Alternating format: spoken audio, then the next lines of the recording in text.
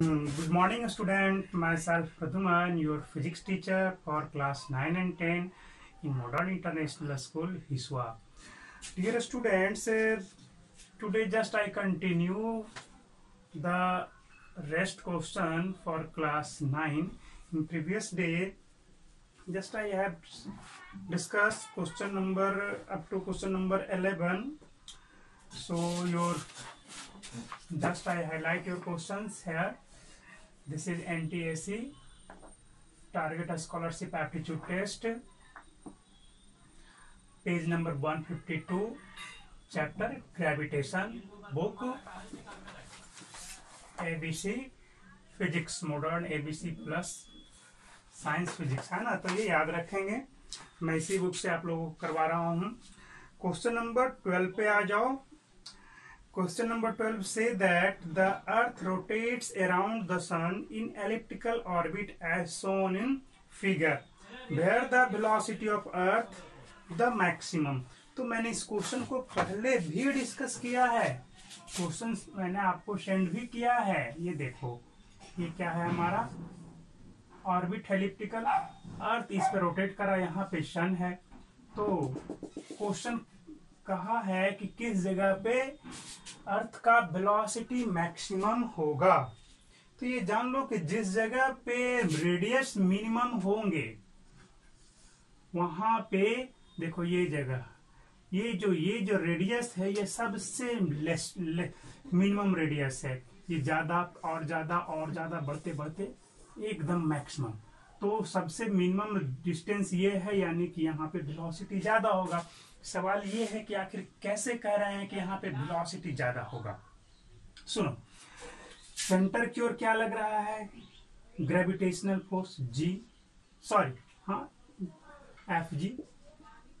ये जानते हो ये डिस्टेंस पे डिपेंडेंट है, तो डिस्टेंस कम है, तो डिस्टेंस कम है तो फोर्स तो ज्यादा होगा, एकदम श्योर है, फोर्स आपका ज्यादा होगा। तो ग्रेविटेशनल फोर्स ऑफ अट्रैक्शन यहाँ पे ज्यादा है, यानी कि ये अर्थ को अपनी बहुत ज्यादा तेजी से खींचना चाहेगा। तो इसके बचाव के लिए, तो खींचा तो नहीं रहा है, तो बताओ बाहर की ओर भी एक फोर्स लगना है। कौन सा फोर्स लगते रहता है? mv²/r, सेंट्रीफ्यूगल फोर्स ये लगता है। तो बताओ ये आर्क यहाँ पे जब वेलोसिटी जितना ज्यादा होगा उसी के अकॉर्डिंग नहीं बैलेंस करता, ये दोनों फोर्स एक दूसरे को बैलेंस करते हैं। तो ग्रेविटेशनल फोर्स ज्यादा होगा तो इसको भी ज्यादा होना है। ये ज्यादा कब होगा? जब वेलोसिटी आपका ज्यादा होगा तब। चलो, तो यहाँ पे आपका वेलोसिटी इस पॉइंट पे मैक्सिमम होगा। आप पिक्चर के हिसाब से देखोगे तो WX/Z दिया है, WX/Y एंड Z, यानी कि W पे मैक्सिमम होगा। नेक्स्ट क्वेश्चन आ जाए, question number 13। The mass of Earth is 80 times the mass of Moon and its diameter is double that of Moon. If the value of acceleration due to gravity on the Earth is 9.8 meter per second square, then the Moon will be। तो कुछ तो करना है नहीं, देखो हम लोग जो है वो कर लेंगे। अर्थ के लिए है, देखो GE क्या हो जाएगा? gm/r²। अब मास ऑफ मून क्या हो जाएगा? m'/80 होगा ना, बिल्कुल m/80 हो जाएगा। बोल दिया है जैसा, हम वैसा ही काम करेंगे। Mass of earth is 80 times, तो मास ऑफ मून क्या होगा? m/80, अर्थ के मास का 80 भाग हो जाएगा। अब देखो रेडियस ऑफ मून के बारे में क्या बोला है? r', अर्थ के रेडियस का हाफ है, यानी कि कैपिटल R/2। ठीक है, तो ये तो हम जानते हैं क्या है आपका 9.8 है, 9.8 है ना। तो अब हमें कहाँ पे निकाल लेना है? तो मून का निकालना है। तो चलो पुट करो, सब कुछ, सब वैल्यू पुट करो, है ना। बिल्कुल सही है। The mass of the moon and the diameter is double that of moon, बिल्कुल सही है। तो मून का रेडियस अर्थ का हाफ हो जाएगा। चलो यहाँ पर G' निकालो, G' निकालोगे तब क्या होगा? gm'/r' का होल स्क्वायर। यहाँ से G' की जगह G रखो, m' कितना है? m/80 हो गया, और r/2 4 हो जाएगा, r²/4 हो जाएगा। इसको करोगे ये कितना है 20 आ गया। ये क्या हो जाएगा आपका, यही ना हमारा GE था, यानी कि G' इक्वल टू यहाँ से ये तो कैंसिल हो गया 20 टर्म्स में, ठीक है। 1/20 यानी कि GE/20 आया। अब सोच लो कि वहां पे 9.8 था ना, कहाँ पे 9.8 था, अर्थ पे 9.8 है, तो GE की जगह 9.8 रखो और बाई 20 करोगे तो इससे डिवाइड करोगे तो ये आपका 0.49 आएंगे, 49 मीटर पर सेकेंड स्क्वायर। यही इसका आंसर होगा। आप लोग डायरेक्ट ये नहीं अप्लाई कर देना कि 1/6 टाइम तो होता ही है, तो 1/6 टाइम होता है वो तो एक्चुअल में है, लेकिन जो हमारा क्वेश्चन का है हम उसके अकॉर्डिंग ना चलेंगे, ठीक है। तो आंसर जो भी हो आप देख लेना, आंसर तो यही है 0.49 मीटर पर सेकेंड स्क्वायर, और होगा भी वही शायद, हाँ यही भी है। 14th नंबर पे आ जाओ। The time period of a satellite is 5 hour if the separation between the earth and satellite is increased to 4 times, what will be the new time period? आओ ये क्वेश्चन सही है, ये है Kepler's laws of planetary motion से related है। ये लिखा जाए, क्वेश्चन है the time period of a satellite capital T is they दिया गया है 5 आवर है, ठीक है। और उसका जो मीन रेडियस है सैटेलाइट का अर्थ से, वो कितना दे चुका है आपका। चलो मीन रेडियस को हम कैपिटल R मान ले। तो हम लोग जानते हैं केप्लर्स थर्ड लॉ में कि RQ directly proportional to T², ये होता है ना, और RQ equal to K into T², ये होता है। चलो ठीक है, अभी जो हमारा है, अब ये तो रिलेशन हमें मालूम ही है, इसी रिलेशन का यूज करेंगे। फर्स्ट केस में हमारा T1 है 5, R1 है R। सेकेंड केस में T2 हमें फाइंड आउट करना है, और R2 कितना है, स्मॉल R2 कितने टाइम्स बढ़ा देने के लिए बोला, जरा देखो तो, देख लो एक बार फिर से देखो।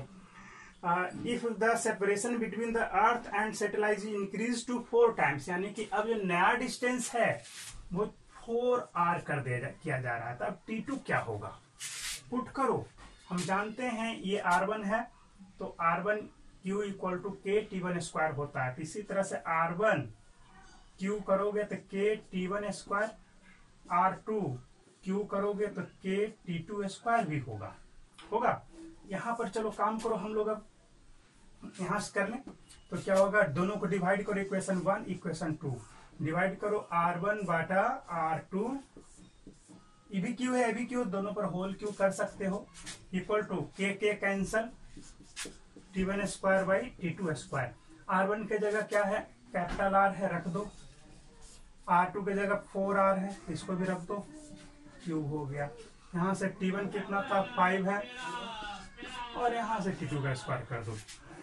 अब तो बन ही गया ना, ये R से R कैंसल, यहाँ सीधा T2² करेगा तो ये 1/64 हो जाएगा, 4 4 16 16 4 कर लो, तो T²/64 इक्वल टू 25 हो गया। तो 25 तो है, अब इसको उस साइड सेंड कर दो, कितना हो जाएगा ये, T² equal to 64 into 25, T निकालोगे तो इसका √8 और इसका 5, यानी कि 40 आवर हो गया। कितना हो गया जी, तो 40 आवर हो गया। इस तरह से क्लियर हो गया। तो ये हमारा आंसर था, बहुत ज्यादा हार्ड तो नहीं था, एक क्वेश्चन इजी ही था। देखें कहीं पे है 40 आवर्स है, बिल्कुल 14 का आंसर मिलाओ, 14 1 4 14 बिल्कुल सही है ना। यही से मेन आपका ये वाला फॉर्मूला आपको अप्लाई करना था। कैसे कैसे आया जो मैंने आपको यहाँ पे बता दिया। T1 है 5 आवर, R1 तो R हमने मान लिया है ना, बाद में R1 क्या हो गया आपका, सॉरी बाद का R2 आपका हो गया 4R, 4 गुना बढ़ा दिया था ना सेपरेशन। तो ये हम जानते हैं K+ प्लानेटरी मोशन से R1Q equal to KT1², sorry RQ equal to KT1², sorry KT²। इसे यहाँ पे R1 रखोगे तो यहाँ पर टाइम पीरियड T1, दोनों डिवाइड किया, ये आ गया। चलो नेक्स्ट क्वेश्चन पे आओ 15th नंबर पे। 15th नंबर क्वेश्चन से that if suddenly the gravitational force of attraction between earth and satellite revolving around it becomes zero then satellite will. तो ये सिंपल सा है, जैसे क्या है, सैटेलाइट जो है ये अर्थ है, इसका चारों तरफ इस तरह से चक्कर काटते रहता है, तो इधर की ओर वेलोसिटी रहता है और इस सेंटर की ओर क्या रहता है आपका ग्रेविटेशनल फोर्स Fg लगता है, तब ना बाहर की ओर mv²/r लगता है, ये रेडियस r है। तो अगर यही हमारा कैंसिल हो जाए तो क्या होगा, ये कैंसिल हो जाएगा तो वेलोसिटी तो इधर की ओर है ना, इधर की ओर फोर्स लग रहा है, बिल्कुल इधर की ओर फोर्स लग रहा है। कब लग रहा है, इधर की ओर फोर्स तभी लगेगा जब इधर हमारा ग्रेविटेशनल फोर्स लगेगा तब, है ना। तो जैसे ही, लेकिन वेलोसिटी तो मुख्यतः इधर है, यहाँ पे इधर, यहाँ पे इधर, है ना। तो जैसे ही Fg यानी कि ग्रेविटेशनल फोर्स खत्म होगा तो इस टेंजेंट के अबाउट ही इधर भागना शुरू हो जाएगा, ठीक है, टेंजेंशियली ये मूव करना शुरू कर देगा। नेक्स्ट देखा जाए 16th number question. If F is the force between two bodies of masses m1 and m2 at certain separation, then what is the force between √5m and √3m at the same separation। तो कुछ तो है नहीं, आप इसको बना सकते थे, है ना। सेम सेपरेशन जैसे क्या है, दो बॉडी है ना, एक का मास m1 है और एक का मास m2 है, तो उनके बीच जो फोर्स लगेगा, मान लो सेपरेशन कितना है, r है ना। सेपरेशन कितना है, जरा सा देख मिनट इसको रोक ले।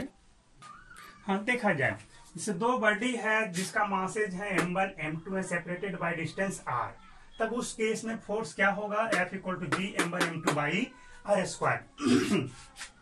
सेकेंड केस में क्या है कि मास हो जाता है √5m m1 और सेकेंड का मास है √3m m2, but distance same रहता है। तो अब न्यू फोर्स क्या होगा, तो पहले का फोर्स क्या था, F = G m1 m2/r², इसका नाम F दे दिया, जो पहले का फोर्स था F। अब न्यू फोर्स F' क्या होगा, तो G m1 के जगह ये लोगे, m2 के जगह ये लोगे, √5 × √3 √15, G रहेगा m1 m2/r²। इसके बारे में तो पहले से पता है कि इनिशियल का जो फोर्स है F था, तो इसके जगह F रखा, यानी कि √15 F आपका आंसर होगा। तो क्वेश्चन नंबर 16 भी कंप्लीट हो गया, ऑप्शन सी होगा। हाँ जाओ 17th नंबर देखो। 17th नंबर देखो, which of the following graph represent the motion of the planet about the sun. ये देखो ग्राफ हम देख रहे हैं, किसी प्लैनेट का सन के अबाउट जो मोशन होगा उसको कौन सा ग्राफ रिप्रेजेंट करता है। तो बहुत ही आसान है, हम लोग पढ़े हैं केपलर्स का तीनों लॉ पढ़े हैं, जिसमें ये टाइम पीरियड है, ये मीन रेडियस है ना। तो हम क्या जानते हैं कि the square of time period is directly proportional to, sorry, the cube of mean radius is directly proportional to square of its time period. That means हम लोग पढ़े हैं RQ directly proportional to t²। तो बताओ directly proportional का graph कैसा होता है, तो स्ट्रेट लाइन होता है ना। तो बताओ इसमें से कौन सा है RQ और t² का रिलेशन दे रहा है, ये दे रहा है t² RQ है। इसमें देखोगे t और r, तो ये क्या है, t directly proportional to r है। यहाँ पे इस तरह का जो ग्राफ है वो हो जाता है x/y का ग्राफ है ये, यानी कि किसका ग्राफ है, t/r का ग्राफ है। t/r हमारा क्या हो जाएगा, कांस्टेंट होगा, कि ये ठीक है, t/r कांस्टेंट नहीं बोलेंगे, ये t/r का ग्राफ है, सॉरी ऐसा नहीं बोल सकते इसको, t × r का ग्राफ है ये x/y का ग्राफ है, इसको हाइपरबोला बोलते हैं, x × y का ग्राफ है ये, ठीक है, यानी कि t × r का ग्राफ हो गया। t × r हमारा कांस्टेंट होगा, यहाँ पे t/r कांस्टेंट होगा। यहाँ पर क्या है, ये किसका ग्राफ है, तो ये स्क्वायर का ग्राफ है, पैराबोला का ग्राफ है, यानी कि ना ये होगा ना ये होगा ना ये होगा, आपका सिर्फ यहीं पे दिख रहा है स्ट्रेट लाइन, यानी डायरेक्टली प्रोपोर्शनल टू, तो यानी कि t² directly proportional to RQ, तो ये वाला ग्राफ होगा। ये दोनों एक ही है रिलेशन, है ना। R cube directly proportional to T square लिखो या वैसे भी लिखो, एक ही बात है। नेक्स्ट क्वेश्चन पे आ जाए। Question number 18, Which of the following statements regarding gravitational force existing between two bodies is true? हम लोग जानते हैं कि दो बॉडी पे जो ग्रेविटेशनल फोर्स लगता है वो ऑलवेज किसके बराबर होता है? दोनों जो एक दूसरे पे लगाते हैं, दोनों एक इक्वल फोर्स लगाते हैं, वो चाहे बड़ा बॉडी हो या फिर छोटा बॉडी हो, क्यों ना एक बहुत स्मॉल बॉडी हो और एक बहुत ही लार्जर बॉडी हो, तो ये दोनों के बीच जो फोर्स ऑफ अट्रैक्शन होगा, जितना ये इस पे लगाएगा उतना ही ये भी लगाएगा। ऐसा नहीं कि ये कम और ये ज्यादा लगाएगा, ये ध्यान में रखोगे, ठीक है। ऑप्शन इसका डी होगा।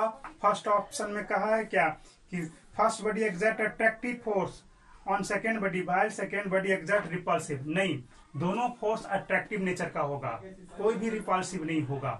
तो फर्स्ट तो गलत हो गया। सेकेंड में क्या है? The gravitational force is zero when they are kept in vacuum. Vacuum में रखेंगे तो जीरो होगा, ऐसा हो ही नहीं सकता, है ना, ये भी गलत हो गया। Third case, force exerted by first body on second body is not equal, यानी कि दोनों के द्वारा एक दूसरे पे लगाया गया जो फोर्स है वो इक्वल नहीं होगा, ये भी रॉन्ग है। ये इस पे जितना फोर्स लगाएगा उतना ही ये भी लगाएगा, ठीक है। तो आपका फोर्थ यानी कि डी ऑप्शन सही है। 19 नंबर देखें। If the earth shrinks half in radius its mass remaining the same, then by what percentage will the weight of an object on earth changes. ये सही क्वेश्चन है। क्या है कि रेडियस हाफ हो जा रहा है, यानी कि 4 टाइम्स हो जाएगा, मास तो कांस्टेंट रह जा रहा है, मास जो है अर्थ का सेम ही रह जा रहा है। देखो पहले जो ग्रेविटेशनल एक्सेलरेशन पे बात करेंगे तो जी हमारा क्या हो जाएगा, वेट तो हमारा mg होता है ना, तो अब न्यू वेट क्या हो जाएगा, m इंटू जी डैश। तो पहले g होता था जी m बाई आर स्क्वायर, अब न्यू जी डैश क्या हो जाएगा आपका, न्यू जी डैश आपका जी m तो कांस्टेंट रह गया, रेडियस श्रिंक होकर के हाफ हो गया, यानी कि ये हो गया, स्क्वायर करोगे तो ये 4 हो जाएगा, ऊपर चला जाएगा 4gm बाई आर स्क्वायर, ठीक। यही हमारा जी था ना, पहले वाला जी ये था, यानी कि 4g, यानी कि जैसे ही रेडियस हाफ होगा तो ग्रेविटेशनल एक्सेलरेशन 4 गुना बढ़ जाएगा, मास कांस्टेंट रहेगा। तो ग्रेविटेशनल एक्सेलरेशन हमारा 4 टाइम्स हो गया तो वेट भी 4 टाइम्स हो जाएगा। क्लियर है? यहाँ पे रख दोगे तो 4mg, यानी कि 4 टाइम्स आपका वेट भी हो जाएगा। नेक्स्ट देखा जाए क्वेश्चन नंबर 19 ही था ये, यानी कि आपका 300 से इंक्रीज कर जाएगा, 300%। पहले कितना था, mg था, अब कितना हो जाएगा, w डैश 4mg हो जाएगा। कितना से इंक्रीज किया, तो इंक्रीज इन वेट करोगे, इंक्रीज इन वेट तो new weight minus old weight, यानी कि 3mg से बढ़ा। परसेंटेज निकालोगे तो इंक्रीज बाय ओरिजिनल इंटू 100 करोगे तो 3mg बाई mg इंटू 100 करोगे, कितना आया, 300%। आंसर आपका हो गया, क्वेश्चन सही था। 20 नंबर पे आ जाओ। अब question number 20 say that the gravitational force of attraction between two bodies at a certain distance is 70 Newton.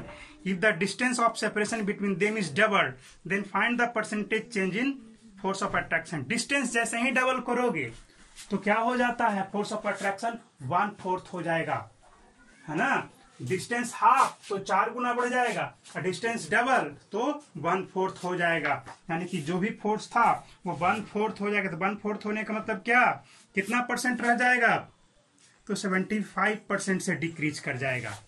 1/4 ना हो गया, पहले क्या था, W था हमारा mg, अब न्यू W डैश क्या हो जाएगा, mg बाई 4 आया, तो mg बाई 4 आया, तो चेंज कितना आया, चेंज आपका इसमें से ये करोगे ना, अब इसमें से घटाओगे तो 3mg बाई 4 आएगा। इसमें तो ये तो कम वाला है ना, तो रिड्यूस हो रहा है, तो अब परसेंटेज करोगे तो क्या होगा, 3% चेंज निकालोगे तो change by original 3mg by 4 by mg into 100 करोगे, mg कैंसल, 25 यानी 75% से डिक्रीज कर जाएगा।